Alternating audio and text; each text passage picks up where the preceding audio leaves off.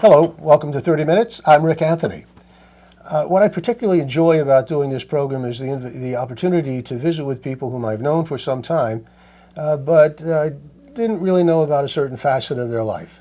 I've known my guest today for some time as a professional communications person, a marketeer who's had a fascinating, interesting life. I didn't really know that she launched a career as a writer, a mystery novelist, as a matter of fact. So when I learned about that, I sent her an email and said, please, please, please come on the show. Tell us about your books, tell us about this stage of your life, and tell us what is very special about the setting of your books, which is the main line. So there's that special connection. Barbara, yes. Welcome to 30 Minutes. Thank you, Rick. My guest today is Barbara Clement, who lives locally in the mainline area. When I first met Barbara, she was working as in the Public Relations, Public Information Department of Villanova University because of some activities we had going on there. She was very helpful then. She retired from Villanova. She'll tell us all about that. And then one morning, quite literally, woke up and said, what am I going to do with the rest of my life? Hey, maybe I'll write a book. Yes. And maybe that book will be about the main line because everybody is interested in the main line. And that was the beginning of two books. A third that is completed, a fourth that is completed, and a fifth that is in the works. So That's you've right. been a very prolific writer. Yes. The first of which is Legacy of Deceit, Mainliners, Legacy of Deceit, and Mainliners, The Blue Fahuha. That's right. Okay, we'll learn. I thought it was Fahuha, but we'll learn about that as well. As we always do, Barbara, tell us where you come from, where you're educated, and how you spent most of your adult career in different parts of the world, as it turns out. Well, I come from a very cold part of the world, and that is Minnesota, from Yes. Minneapolis. I was there once. Once Once yes. was enough. And I decided, in the wintertime. Well, I decided at a young life that I was going to actually see the world, and I graduated from the University of Minnesota and got the opportunity in a way that I probably wouldn't have expected. My senior year, I was literally approached by the men in black. And they said that I had the qualifications, which I didn't know what they were at the time. The Men in Black, yeah. Yes, just like the movie, you know, with the black Yes. hats and the black That's coats the in those U.S. days. intelligence agency? It was a U.S. intelligence agency, and they asked me to take a test. I took the test, didn't hear from them for a while, and then suddenly I found that I was being invited to Washington at their expense to be interviewed. So I went to my father, because I was living at home at the time, went to the University of Minnesota, and he said, what is this group? And I said, well, it's called the NSA. And he said, never heard of them. And of course, I said, well, later on, I said, you shouldn't have. It That's right. Yeah, stood you for were no such supposed to. agency, exactly. But that was the beginning of a career in intelligence. I graduated, went to Washington, worked at Fort Meade, Maryland, later was sent off to Turkey, to Ankara, and continued really in a secondary position on assignments, literally for the next 20, 30 years. Is that right? Yes. As the character, remember, in The Godfather said, Yes. just when you think you're out, they come and they pull you back in. And the fact that I had certain qualifications made it very interesting for me to be able to keep up. I enjoyed it. It never interfered with my primary employment, and my primary employers were never really knew about it. Oh, so you continued that Yes. relationship Oh, with the the relationship. NSA? Well, not with the NSA, with another agency. Okay, but with a government agency With a government involved agency, in intelligence right. gathering. Exactly. Covert intelligence Covert gathering. intelligence, right. Even though you had left and went on? Even though I'd left. Oh, I didn't realize that. What was the risk in that? Well, the risk is that if I would ever have been caught, and I Yes. did travel to a lot of Eastern European countries at a time when Eastern European countries were totally closed, I would have ended up probably in a prison there, and I would have not been recognized by the U.S. government as being anything other than a silly person who was over there. Didn't that cause you to have some sleepless nights worrying about I that was possibility? too foolish not. What do you want, Today, I medication think, or something? how could she possibly do things like that? And I think if I wrote about it, my character would be kind of a kooky one. But it's very interesting. You don't honestly consider those things, I think, at a certain part of your life, which may be the reason Yes. that young adults are Fearless. fearless and Yes. just think that nothing can really happen to them. Invincible, yes. Yes. Yeah, But later on, you realize. yeah. Well, that's fascinating. And I'm sure that that experience has contributed to the way you conjure up stories and the Absolutely, storylines and yes. the characters and so on, which we'll get to. All right, so you left that full-time position, Yes. although Yes. you never really left, and you wandered into marketing, communications, public relations. Well, I wandered into writing. journalism. Journalism, yes. Because early on I had married my first husband, and he was a McKinsey. McKinsey is a consulting company, very prestigious. Oh, yes. And in the days that I was a wife of a McKinsey consultant, it was a time gray when flannel the suit. gray flannel suits and wives didn't work. Wives Yes. only actually volunteered. That was considered to be it.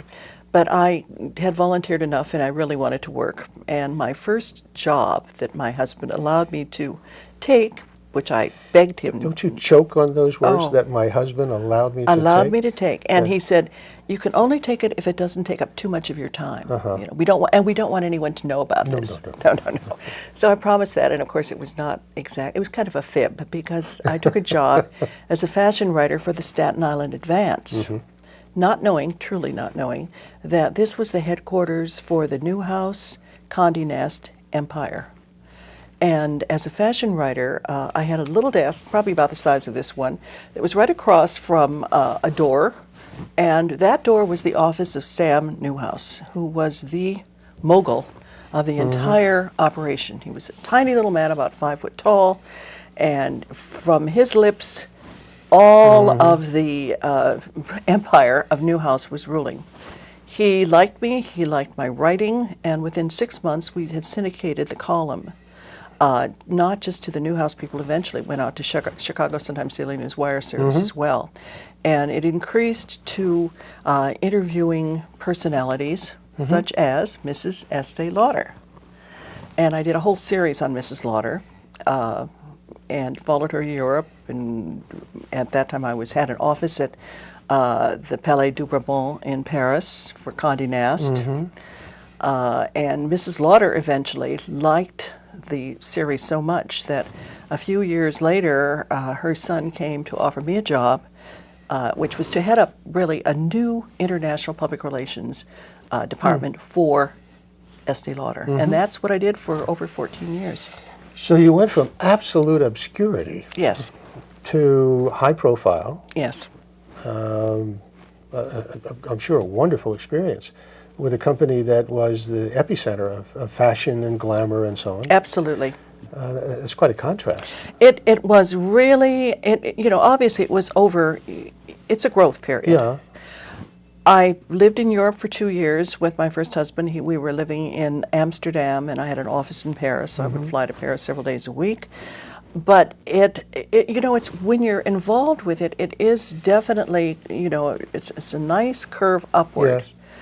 Eventually, when I went to work for Lauder, I was traveling almost 65% of the time, and I literally went to almost every corner of the earth. At that time, the Lauder business was wanting to open up in Eastern Europe, which is what gave me the entree to places like Hungary and the Soviet Union at that time, and all of these very strange places which ordinary people didn't get to go to. Still strange today, but less exotic Yes. than I think they were Then, when- right. yeah. Oh, yes. yeah. And I remember the first time I was in a Russian hotel, I was told by someone that, don't speak out loud. And I said, well, what do you mean? Because there are microphones all Yes. over this. Again, more fodder for your For the book. eventual career as a novelist. That's right. Okay. From there, you came back to, well, you came to the main line, not back to the main line, because you Came never to the main line, that's you'd never right. lived here before. Well, I met, we have an arranged marriage, as I think I told you eventually. Yes. My mother and my husband's father put us together. My mother said, oh, my dear daughter is, you know, here she is just working all the time. And my husband's father said, well, I have a son. Yeah, They make movies about that. They do, they do. And it happened to be a wonderful match. We've been married now almost 25 years. That's great. So That's we're terrific. really very happy with that. And how long have you lived in the main line then? We've lived here for 17 years. I'm really quite amazed at how time flies. But we did come here in 1994 when I took the job with Villanova. Villanova University. Exactly. Yes. And for my husband, of course, it was moving back because his family is from this area. And for me, it is kind of moving back. Generations ago, my maiden name was Coltis, and I had an ancestor who was a general in the Army in Philadelphia. His name was John A. Coltis, and he led the Second Battle of Bull Run. Unfortunately, he also lost his head, literally, Yeah. cannon fire. But he's buried in one of the Laurel Hill Cemetery, and is a very wonderful ancestor to have. Before we went on the air, Barbara and I were visiting and talking about the main line and the mystique of the main line and how it's changed but hasn't really changed Yes. over the years and generations. And she made the point that should be made again and again and again to remind us of this wonderful area we live in, not just the main line, but the Philadelphia area.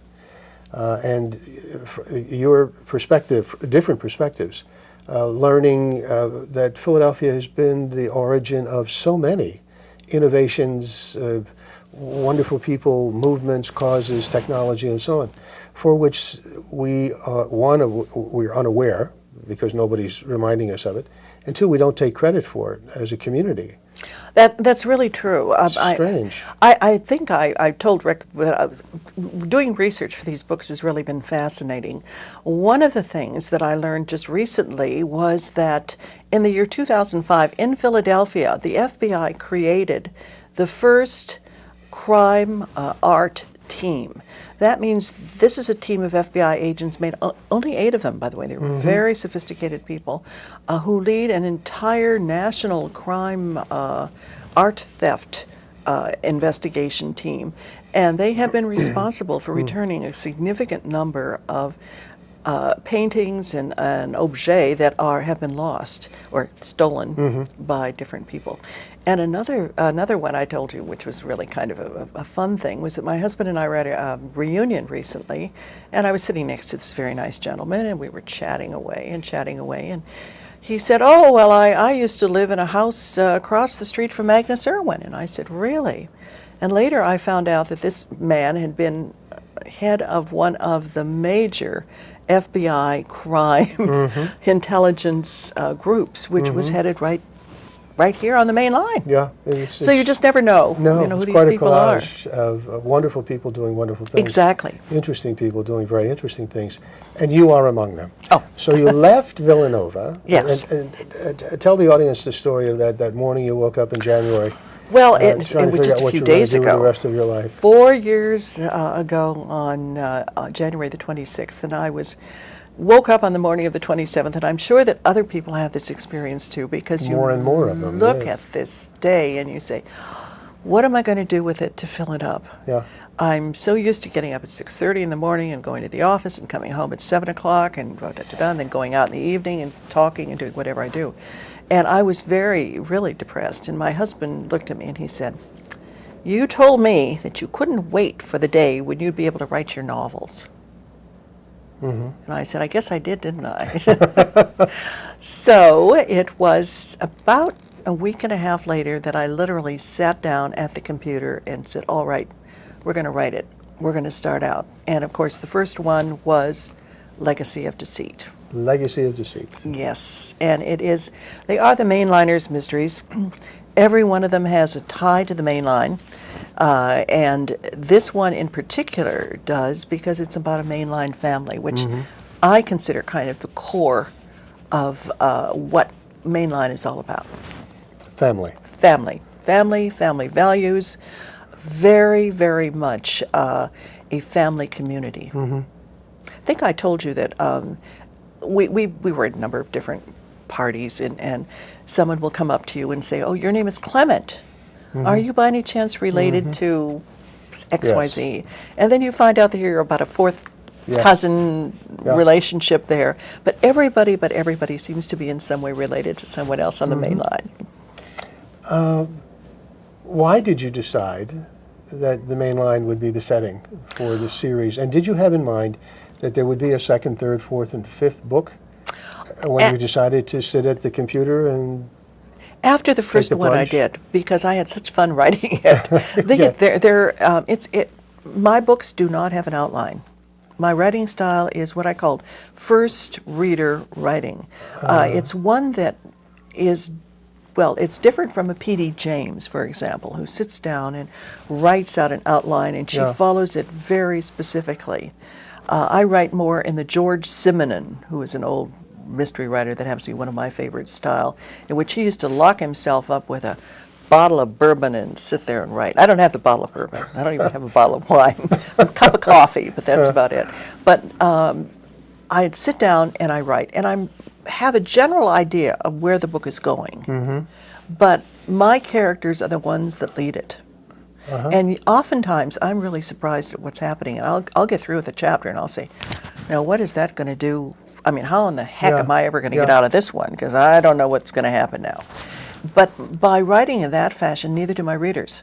I find that oftentimes books that disappoint me are those in which I say, well, it was pretty obvious who the murderer was. I mean, you could see that back in chapter 2. Here, you're not going to see that in chapter 2. So you're not quite sure how you're going to get off stage? Never. Never. But it ends, they do end, and they end in an exciting, different way. Everything is explained. It's amazing how the mind works and can kind of... Well, a creative mind, yes. Somebody who can connect these dots and come up with a story. Obviously, you're a good storyteller. I've asked other authors if, this was the book, by the way, Mainliner's Legacy of Deceit, the first one. We'll talk about the second one and the third, fourth, and fifth and all. But I've asked other writers if there was a certain rhythm to the way they write. I had Jack Dobbin, who you know. Yes, my good friend. Yeah, wonderful guy, Villanova and law school professor there and so on, also a mystery writer. And he explained that there wasn't a particular time of day. He doesn't get up at 6 o'clock and write till 8 or whatever. He explained that his schedule is imposed upon him because he's got a full-time job, and so he can only write in the summer. So he's got to bang out 90,000 words over a 3 or 4 month period.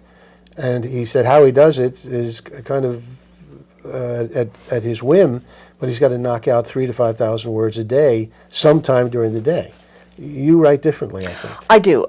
First of all, I have the leisure. I'm not working the way Jack is with his teaching schedule. But I have a time of day. I like to sit down about 2 o'clock in the afternoon and start to write. And usually I can write really steadily for about 4 hours. I do that probably 2 to 3 times a week. And then the other days I edit what I've written before. I write in a chapter format. So it's one chapter at a time, and I have a group of readers, 4 or 5 people that I send my work to. They're avid fans, but they're also critical. So that if I start making, one of them is an attorney, and I remember sending it to him, and I had, he's a trust attorney, and it was something in Legacy of Deceit that I had said, and he wrote back and he said, "You can't say that, Barbara, because if someone did that, under Pennsylvania law, they'd be thrown in jail. So I suggest you do X, Y, Z." And that kind of help from my on-site readers after every chapter is very helpful. What did you learn from your first book that you were able to then apply to your second book, Mainliner's The Blue Fahuha? Fahuha, right. Fahuha. I suppose what I think in the second book, the first book is certainly always a lot of fun to write, but your writing becomes a lot smoother. A lot the more you write, the better you write. And my writing style, I think, evolves into a much smoother, transitional kind of writing. I also found that the research in writing these books is very important. You never want a reader to call you and say, that wasn't in 1875. Yeah. That was in 1925. And so I'm very careful about that. And of course, my editors also are very careful that if I say something historical, and if I connect it to the main line, it should be relatively true. So that people are going to learn a little bit about the main line too when they're reading these books. I expect they're going to learn a good deal about the main line, good and bad. Well, Although, as I think you assured me, none of these characters are real. They are composites of some real they people are composites, to yes. protect you and your publisher from... Absolutely. My publisher says they're not real, and I said, I guarantee you they're not real. By the way, your publisher is local? Yes, he is. This is K-Square Press. I really want to put in a plug for them because they're a wonderful publisher. They're Philadelphia-based. They do cultural books, and I'm glad they think my mysteries are interesting enough to be considered culture. Barbara, for whom do you write? Some novelists write for predominantly a female audience. Yes. Others for a male audience, particularly mysteries and things of that kind. For whom do you write? Well, I do write for both men and women. I have, I think, as many men fans as I have women fans. The writing is something, by the way, that I'm not embarrassed to say that I have a good friend of mine who's a nun who reads them all. So, and she passes them on to the sisters of the convent. So they're wholesome in a way that they're exciting and yet they're wholesome. And that's the kind of audience. If people are looking for a great deal of sex and terrible violence, they're not going to find it in my books. They will find murder, they will find crime, they'll find a lot of things that are probably not very pleasant, but at the same time, they're not going to find really icky things. Do you think that costs you some readership? Well, probably does. When I wrote a novel years and years ago, and sent it off to some friends of mine at an agency, and one of them says, the first thing you've got to do is add a lot of sex to it. And I came back and I thought, well, I can't do that. You know, that's not going to be my kind of writing. And are you finding there is a market, a big market? There's a market, yes, there's a market for good stories. Yeah. People like this kind of a story, and they like the idea that it's here on the main line. Yeah. That in one of the first book, I talk about one of my characters who loves the cherry pie at Manella's. And they do. They make fabulous cherry pie. I went into Manella's, and one of the waitresses says, "Didn't you write about our cherry pie?" And I said, "She said, I have all these people coming in asking me about cherry pie." And you use other Oh, business yes. establishments up and down the main line? Absolutely. Real life? We do in real life, yes. And in book number 3, there is a Wayne restaurant that we talk about. And there are definitely places. Okay, so if we can, I'm not sure we have enough time, but a quick reprise on this, the first one? Yes, well, this is the story of Emmons Whitley, who dies in the first or second page of the book, and about the rather, well, I would say bad secrets that this man has been hiding for many, many years, and which really lead to entanglements with families, lots of different families that were related to him. And of course, his legacy, his will, which turns out to be quite a difficult thing to solve. Happy ending? Happy ending, Good. yes, always happy endings. Second one is The Blue has the Fahua. Orient. Now this is it's about a Ming vase, and I have a lot of people saying to me, does it really exist? And the answer is yes. The vase, as opposed to vase, really does exist at at a gallery in Liverpool, England. Right. And I saw it. I was fascinated. I stood in front of it for about 5 minutes. I thought, my gosh, look at all of these things. It is a very remarkable piece, and I decided to use it as kind of the centerpiece for another great story about crime and international mystery on the main line. And your third book, titled? The third book, which is coming out this fall, is called The Vortex of Secrets.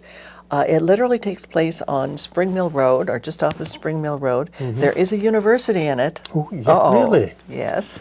Starts with a V? No, doesn't it does start have with a V. another name. Remember, we can't write about real Right. places.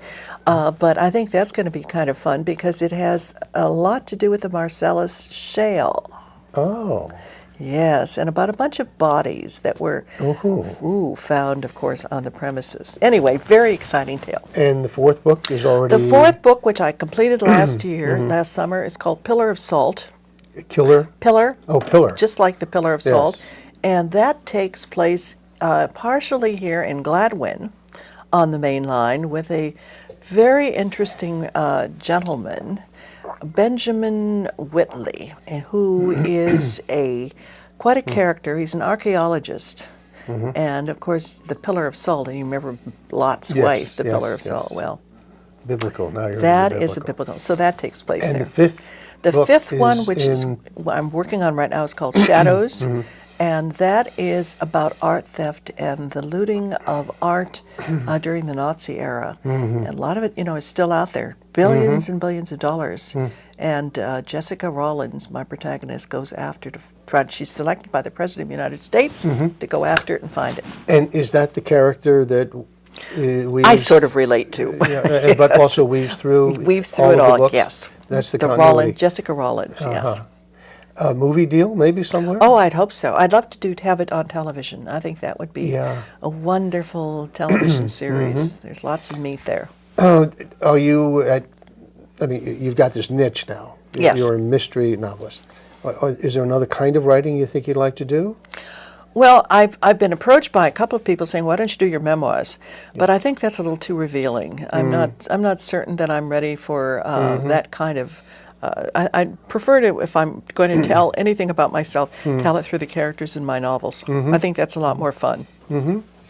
I would think you'd be approached by the Mainline Chamber of Commerce or somebody. You're doing a great job promoting the Main Well, Line. it's a lot of fun. How has the Main Line changed as you've done the research, not just from your own experience, but from the historical research standpoint? How has the Main Line changed, if at all? Well, it has in many ways, and it hasn't. The value system of family is still very much a part of it. And you and I talked earlier, and I thought it was very important that it is difficult to break in on the Main Line. You can do it, and young families who come here can usually do it by becoming a part of the community. It's not easy, but through volunteer work at hospitals, through schools, through community activities, you become recognized as a part of the community.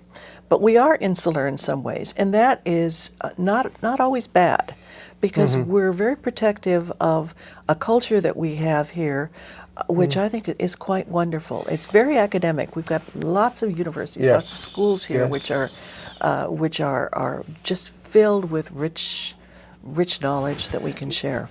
Given the fact that you've been in so many places around the world, you can see the Main Line from all of those perspectives. Yes. And if there is one word or phrase that you believe describes the uniqueness of the Main Line, what is that? Family values. Really? I do think it's family values. People here do relate to one another in a family way. When someone is ill, you'd be surprised at how many people just come out as friends and treat their friendships. It seems somewhat incongruous, though, that in that happy setting, Happy Valley, you've managed to find so many reprehensible people. They're out there too. All part of the family. All part of the family. Yes, we do. have them. Well, those of you who are interested, and I hope you are, in picking up 1, 2, with the And third 3 about coming to come up, out, yes. book, you can pick them up where? Certainly the Well, website. it's certainly the website, which is K-Square Web, Amazon.com, but locally I like to promote Readers Forum.